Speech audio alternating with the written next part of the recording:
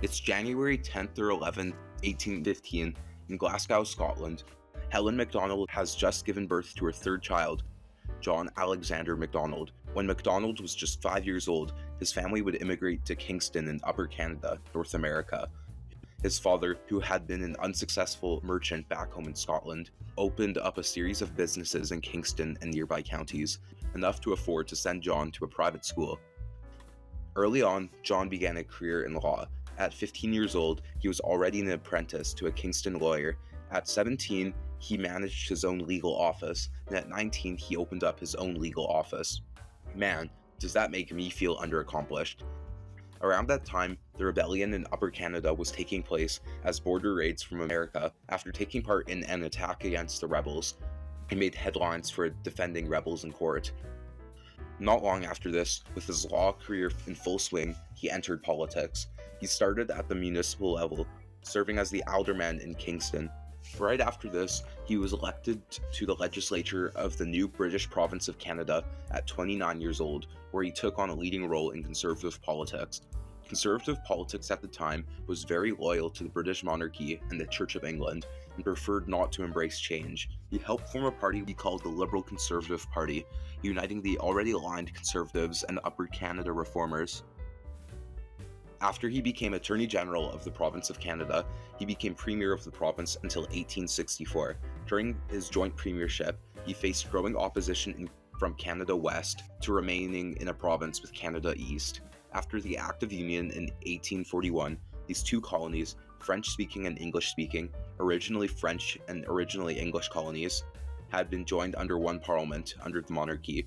To break the deadlock, a big coalition of opposition parties, including MacDonald, joined together to begin the process of constitutional change. The change?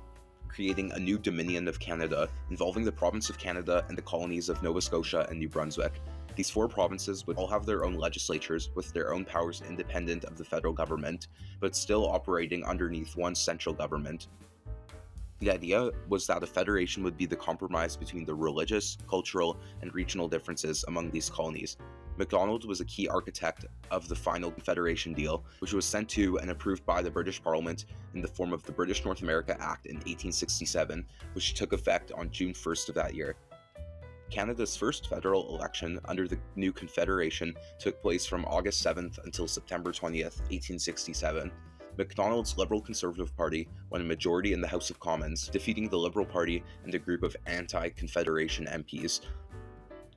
During this first government, he saw the new nation grow from being a small collection of colonies to basically owning the entirety of North America. Look at all of this. Britain gave most of this land to Canada in the form of the Northwestern Territory. Furthermore, Manitoba was established as a province in 1870, although much smaller than it is now, and BC was established as the 6th province in 1871. He was re-elected in 1872, but forced to resign 2 years later and face another election, which he would lose to Liberal Alexander Mackenzie. Why did this happen? A signature promise of Prime Minister MacDonald was that he would build a ribbon of steel across Canada in an effort to unite New British Columbia to the rest of the nation. However, during the process of picking a company to build the railroad, bribery was alleged on the part of MacDonald and many senior Conservative cabinet ministers. They were alleged to have accepted campaign contributions in exchange for the contract to build the railroad. The government resigned in shame and was succeeded by the Liberals. But after a depression in Canada, which made the Mackenzie government be seen as ineffective, MacDonald was swept back into power in 1878. He would serve as Canada's Prime Minister through 4 more elections until his death in 1891. During these terms, he built on Canada's independence as a nation and built relationships with America. Today, however, in our political climate, many are not happy with policies MacDonald implemented. Notably was his government's treatment of Indigenous peoples in Canada. His government implemented residential schools as a federal program in 1883 in an effort to establish a Christian society via assimilation. Under him, potlatches and powwows were criminalized, and Indigenous movement was controlled via the pass system. He did attempt to extend the vote to Indigenous men in the East, but his proposal was watered down to only men who owned property and had made at least $150 of improvements to said property. Eventually, their voting rights were restricted altogether. As he attempted this, he was also working to exclude Chinese immigrants from the vote. He brought in many Chinese laborers to build a railway under much criticism from British Columbia about what this could mean for their culture and any economic impacts.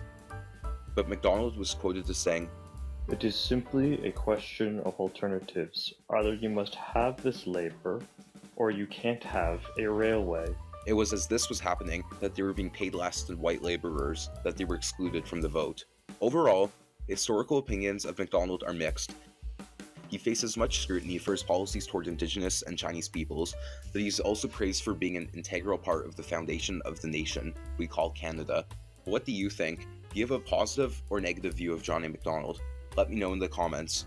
But I hope you guys enjoyed this video. If you did, please consider leaving a like and subscribing, as that helps me out a lot. But apart from that, have a good rest of your day and see you.